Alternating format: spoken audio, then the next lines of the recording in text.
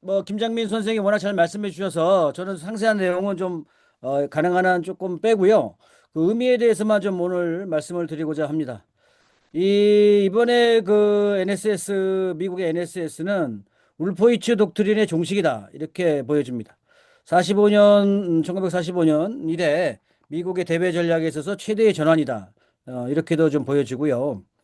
사실상의 미국의 자유주의 패권의 종식을 인정한 것이고, 그래서 그런 상태에서 본토 방어와 서방구 중심 강대국으로서 자국의 위상을 정립하는 그러한 전략이다. 이렇게 보여집니다. 그래서 기존의 자유주의 패권을 유지하기 위해서 계속 그 미국이 해왔던 모든 군사 독트린 또 경제 독트린 이런 것들이 상당 부분 바뀌게 되는 이런 상황에 놓여 있다. 물론 이것이 제대로 실행이 될 거냐 하는 문제는 또 다른 문제죠. 미국 내에서도 이에 대한 반대하는 세력이 많고 현재 유럽에서도 이에 대한 아주 뭐 난리를 치고 반대를 하고 있기 때문에 과연 이것이 제대로 실행이 되겠느냐 이런 문제는 남습니다만 어쨌든 현재 트럼프 정부에서 지금 이번에 내놓은 NSS는 미국의 자유주의 패권의 종식을 사실상 인정하는 것이다 이렇게 봅니다. 일부에서는 이것이 어쨌든 패권을 놓지 않기 위한 하나의 전술적 조치다 이렇게도 보시는 분들도 계시던데요. 어쨌든 뭐 그것이 그렇게 될지도 모르죠. 이후의 과정에서는. 그러나 지금에서 본다면 미국의 제국주의적인 정책을 취하는 것과 패권 유지를 위해서 세계적인 지배력을 행사하려고 하는 정책과는 구별해야 될 필요가 있다. 프랑스가 아프리카에 대해서 제국주의 정책을 실시하지만 그렇다고 프랑스가 패권을 하려고 한다. 이렇게는 안 보듯이 이 제국주의 정책과 패권 유지 정책은 구별할 필요가 있다. 이렇게 봅니다. 울포이치 독트린이라는 게 결국은 1992년도에 처음 그 시안이 나왔는데요. 당시에 국방부 그 뭐야 보좌관이었던가 차관이었던가 그렇죠. 이 사람이 소련 해체 이후 미국의 일극 패권 유지 전략을 내웠죠. 그래서 미국의 단일 글로벌 초강대국으로서의 지위를 유지하는 것, 그리고 동료 경쟁자를 배제하는 것. 그래서 주요 전략적 목표는 새로운 경쟁자의 재등장을 막는 것, 그리고 일방적인 행동을 할 수 있다는 것. 이런 것들이 이제 독트린의 기본 내용이고요.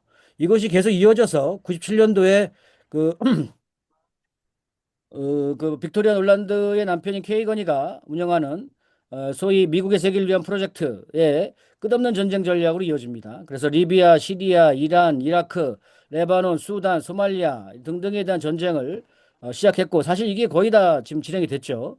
현재까지도 진행 중에 있고요. 2002년도에 부시 독트린이 만들어졌습니다. 이게 이제 어쨌든 이 올포이츠 독트린의 연장이죠. 그래서 일방주의, 정권 교체, 선제 전쟁 또 이런 것들이 진행됐고요. 2010년도에 오바마 정부에서는 색깔 혁명이 아주 대대적으로 진행이 되고 시리아의 대리전이 진행됐습니다. 2017년 트럼프 1기에서는 어쨌든 평가를 할 때 지정학적 경제 현실을 인정하는 긍정적인 파격과 러시아와 중국을 주요 위협으로 지목하는 진보한 보수성을 뒤섞은 것이다. 이런 평가가 나오더라고요. 그래서 실질 트럼프 1기 때는 이런 네오콘 세력들 또 신자유주의 세력들을 정부 내에 같이 흡수하면서 트럼프가 제대로 자기의 노선을 실행하기 어려운 이런 구조였던 것이다. 이렇게 볼 수 있죠. 그리고 2022년에 바이든 독트린은 혼자 하기 어려우니까 일방적인 노선은 뒤로 빼고 동맹을 묶어내어서 패권을 유지하려고 하는 이제 마지막 정책이었다. 이렇게 보여집니다. 그래서 조중러를 상대로 한 포위 전략과 전쟁을 확대한 이런 정책이 있었죠. 이런 올포이츠 독트린이 이제 끝났다. 이렇게 봐야 될 것 같습니다. 어쨌든 이번 그 NSS의 가장 핵심은 본토 방어와 서방구에 대한 지배력을 우선했다. 이겁니다. 소위 돌로주의, 트럼프식 멀로 독트린인데요. 이 돌로주의를 명문화했고 중남미에 대한 지배력을 강화하려는 의지를 표명했다. 이렇게 볼 수 있고요. 미국이 이것을 통해서 미국의 경제력과 군사력 보건을 최우선적인 정책 과제로 내왔다. 이렇게 봐야 될 것 같습니다. 그래서 우리가 예상하건대 지금 현재 벌어지고 있는 아까도 말씀하셨지만 현재 과테말라, 온두라스, 이번에 볼리비아가 정권이 넘어갔죠. 또 칠레도 정권이 넘어갔습니다. 칠레 역시 정권이 넘어가서 이 소위 친트럼프 세력이 정권을 장악하는 이런 형태가 발생하고 있고요. 브라질에 대해서도 어쨌든 정권 교체를 진행하려고 한다 이런 얘기고 베네수엘라에 대해서도 당연히 무력 간섭을 내세워서 실질적인 직접적인 전쟁으로 나갈 것 같지는 않은데 어쨌든 마두로 정권을 교체하려고 하는 이런 시도는 계속할 것 같습니다. 그래서 이런 서반구 지역에 대한 군사 경제적 개입, 그리고 마야 불법 이주, 카르텔 이런 걸 명분으로 해서 직접적으로 서반구 지역에 대한, 이게 사실은 뭐 지네들이 제일 마약의 소굴이잖아요. 이 지네들이 제일 뭐 가장 그 강력한 그런 카르텔을 갖고 있는데, 이런 것을 명분으로 해서 이 서반구 지역에 대한 군사 경제적 개입을 강화하고 그 통제를 강화하겠다 이런 얘기죠. 그러면서 중국과 러시아의 중남미에 대한 접근을 아예 차단시키려고 하는 이러한 의도가 보입니다. 그러면서 이제 유럽이 소위 전후 체제를 떠받치고 있는, 전후 체제를 근반으로 떠받쳤던 대서양 동맹이 사실상 붕괴되는 이러한 과정이다 이렇게 보여집니다. 기존의 유럽의 지배 세력들과는 사실상 결별선언을 통해서 기존 대서양 동맹이 사실상 붕괴되고, 어떤 분들은 사망 선고다 이렇게까지도 얘기하고 하더라고요. 그래서 유럽연합과 같은 또 나토와 같은 이 초국가 기구에 대한 강한 비판이 있었고요. 결국은 나토의 확장을 반대하는 겁니다. 나토의 확장을 반대한다는 얘기는 더 이상 이제 러시아하고 싸우지 말라는 얘기도 나오는 것이고요. 다시 나토가 이러한 침략적인 본성을 거둬들이게 된다면 나토의 존립 자체는 근본적으로 위태로울 수밖에 없다 이렇게 보여집니다. 현재 우크라이나 전쟁이 거의 끝나가는 판인데요. 유럽이 더 이상 이 우크라이나에 대해서 지원하기 위한 그 자금이라든지 무기가 부족한 조건 하에서 현재 젤렌스키의 부패 혐의를 걸고 들어서 젤렌스키로 하여금 어떻게든 이번에 종전 합의를 하게끔 만들려고 하는 미국의 압박이 심하기 때문에 이런 과정으로 간다면 먼저 젤렌스키의 그런 그 평화협정에 사인할 권한이 없다라는 그러한 러시아가 요구가 있어서 우크라이나 내에서 선거가 먼저 진행될 것 같고, 선거가 만약에 진행이 된다면 내년 3월경에는 아마 러시아하고의 평화협정이 가능하지 않겠나 이런 예상도 듭니다. 어쨌든 이 미국은 만약에 이런 상태로 나간다면 20년 내 유럽 문명이 사라질 것이라 이렇게 경고했죠. 그러면서 유럽 내 트럼프주의 세력으로의 정권 교체를 추진하는 것 같습니다. 아까도 뭐 이런 유럽 내의 트럼프주의 세력을 극우 정권이다, 극우 세력이다 이렇게도 표현하시던데, 저는 극우라는 개념을 쓰는 것은 조금 우리는 맞지 않다라고 생각합니다. 왜냐하면 극우라는 건 파시즘인데요. 이 파시즘이라는 것의 기본 특징은 대외 침략입니다. 근데 현재 어쨌든 이 그 트럼프주의를 지향하는 국가주의 세력들은 대외 침략을 반대하죠. 마리 르팽의 프랑스 인민전선이나 또 독일을 위한 대한당이나 또 영국의 그 지라지 그 무슨 당이요? 개혁당 이런 등등의 당들 역시도 우크라이나 전쟁을 반대하고 대외 침략을 반대하기 때문에 어쨌든 이들을 극우라 이렇게 규정하는 것은 제한적이다 이렇게 봅니다. 어쨌든 현재의 유럽의 지배 세력들은 어 유럽이 유럽 민주주의에 등을 돌리는 것이다라고, 유럽이 비상사태다, 뭐 페페 에스코바르는 심장마비에 걸렸다 이런 표현을 쓰고 있고요. 미국의 이코노미스트 같은 이 글로벌리스트 세력들은 트럼프의 암울하고 일관스럽는 외교 전략, 동맹국들은 공황에 빠질 것이고 독재자들은 환호할 것이다 이렇게 비판을 했습니다. 어쨌든 이 정도로 내부에 강력한 반대가 있는데요. 대서양 동맹의 사실상의 붕괴, 그러니까 2차 대전 전후의 질서를 떠받쳐 왔던 커다란 골격 체계가 무너지는 이런 양상이다 이렇게 보여집니다. 그리고 그다음에 중국과 중국과의 관계에 있어서는 경제적인 경쟁을 우선했다 이렇게 봅니다. 경제적 경쟁을 우선하고 더 이상 중국과 군사적 대결을 직접적으로 하는 이런 양상보다는 제2 열도선 방어를 앞세워서 일본을 축으로 해서 한국과 필리핀, 대만을 묶어내는 그러한 일종의 집단방위 체계를 구상하고 있다 이렇게 보여집니다. 그래서 중국과는 군사적 대결보다는 경제적 경쟁 관계를 내세우고 사실상 중국을 G2로 호칭하면서 미국과 대등한 경쟁자로 인정을 했죠. 그러면서 일본을 앞세워서 한국을 묶어서 중국에 대한 군사적인 포위 전략, 또 집단 방위를 한다고 명분을 세우는데, 이렇게 하면서 미국은 점차적으로 해군군을 위주로 한 그러한 이 기지들을 한국에 설치하고 지상군을 뒤로 빼려고 하는 이런 흐름을 좀 보여준 것 같습니다. 그러면서도 한편으로는 러시아하고는 화해하고 중국은 포위를 지속하는 이런 과정을 통해서 중러를 이간시키려고 하는 이런 의도도 보인다. 이런 평가도 나오고 있습니다.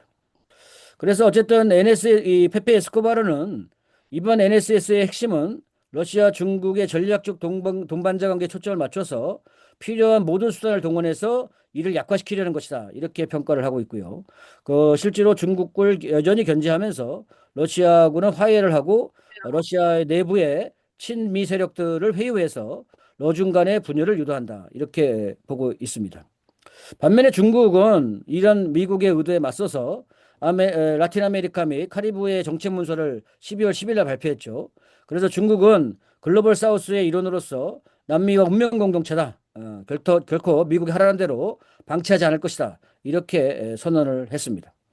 아울러서 일본은 이번이 기회다라고 해서 독일이 지금 부상하려고 하듯이 독일이 파시즘화돼서 군비 생산 능력을 3배로 늘리고 적극적으로 군사력 강화를 해주듯이 역시 전쟁 당사자였던 일본의 군국주의 세력들도 차제가 기회다라고 생각해서 중국과 대결할 수 있는 아시아에서 유일한 국가다. 이렇게 위상을 세우고 군사 대결을 가하는 이런 모습을 보이고 있다. 이렇게 보여집니다. 그런 과정에서 조선에 대한 언급이 없는 점 이런 것들은 우리가 좀 주목할 필요가 있는데요. 이것은 좀 사실상의 대조선 정책 변화 가능성을 내비친 것이다. 이렇게 볼 수 있을 것 같습니다. 일기 트럼프 NSS에 조선을 비핵화를 목표로 했고 17번이나 조선이 등장했는데 이번에 아예 비핵화 목표 자체를 삭제했고 그리고 아예 조선이라는 표현 자체가 없어진 것은 사실상 조선 비핵화의 목표를 폐기한 것이다. 이렇게 보여집니다. 그래서 조선과의 관계 개선을 도모할 건데 그 수준과 방식에 대해서는 아직은 미결정 상태가 아닌가 이렇게 보여지고요. 핵보유국으로 인정하는 표현을 쓸 수 없는 것도 현재 미국 내의 이런 역관계의 반영이다 이렇게도 보여집니다. 그렇지만 이미 중국과 러시아가 지난 9월에 이미 러시아 조선을 핵보유국으로 사실상 인정한 상태이고 중국이 그동안에 계속 취해왔던 한반도 비핵화의 원칙을 사실상 폐기했기 때문에 실제 미국 역시도 그에 따라서 하지 않을 수 없을 것이다 이렇게 보여지죠. 전반적으로 전망을 살펴본다면 트럼프가 내년 6월이 건국 250주년에 됩니다. 그래서 대대적인 행사를 계획하고 있었고요. 이게 소위 맨하탄 프로젝트의 1차 완성이다 이렇게 보죠. 그리고 내년 11월에 중간선거 승리를 목표로 하고 있습니다. 그래서 내년 6월 이전에 중요한 핵보유국들과의 관계를 정립하려고 하는 이런 시도가 있을 것이다 이렇게 보여집니다. 현재 트럼프가 우크라이나 전쟁 종전을 계속 다그치는 것도 이런 배경이 있다 이렇게 보여집니다. 그래서 2026년 4월에 중미 정상회담은 이미 합의가 된 바가 있고요. 2, 3월경에 우크라이나 종전 가능성이 있다고 했을 때 조미 간의 관계 역시도 3월경에 한미연합훈련이 어떻게 되느냐에 따라서 상당히 영향을 받을 수 있다 이렇게 봅니다. 그래서 한미연합훈련을 중단하고 평화협정을 한다면 대화 가능성이 있다. 이미 김정은 위원장이 미국한테 대화 요건은 2가지를 제기했죠. 하나는 비핵화 요구의 폐기고 또 하나는 진정한 평화공존의 의지입니다. 진정한 평화공존의 의지라는 게 결국은 한반도 평화체제, 또 평화협정입니다. 그래서 우크라이나 평화협정이 현재 진행되고 있듯이 조선에서도 평화협정의 가능성이 있다. 이렇게 보여집니다. 그래서 마지막으로 한국이 그럼 어떻게 대응을 해야 될 것이냐, 우리가 어떻게 대응할 것이냐라는 문제가 같이 제기되는데요. 어쨌든 미국이 세태가 분명했고 또 이번에 후퇴 전략을 보고 있으면서 한국 역시도 이런 자주와 실현에 아주 호기를 맞고 있다. 이렇게 봅니다. 미국이 중국과의 경제 교류 강화를 계속하니까 한국 역시도 중국과의 관계 개선과 강화를 추진해 나가야 되는 건 당연한 거죠. 따라서 중국하고 불필요한 적대 관계, 최근의 짱깨주의 이런 것들은 적극적으로 반대해 나가야 될 것 같습니다. 그리고 제1열도선 방어에 한국이 참여하는 걸 거부해 나가는 그런 적극적인 우리 요구가 있어야 될 거고요. 일본과는 뭐 다카이치 잘하고 있어요. 독도가 우리 땅이다라고 하고 있으니까 일본과도 군사동맹과는 당연히 거부해 나가야 되겠죠. 그리고 대만과도 요즘에 사이가 안 좋습니다. 한국하고. 대만이 국적 문제를 갑자기 들고 나와가지고 한국에 대해서 보복을 한다는 도 이러고 있습니다. 그래서 결국은 대만방위 참여를 우리가 거부할 수 있는 아주 뭐 좋은 여건이다 이렇게 보여지니까 어쨌든 일본과 대만과의 군사 동맹화나 또 방위 참여는 당연히 거부할 것을 우리가 요구해 나가야 되겠죠. 그러면서 최근에 벌어지고 며칠 전부터 보여주고 있는 이 전직 통일 장관들이 정부 정책에 반기를 들고 한미 대북 정책 협의회를 반대를 하는 또 이번에 민주당조차도 그러한 요구 조건이 나가는 것은 상당히 이례적이죠.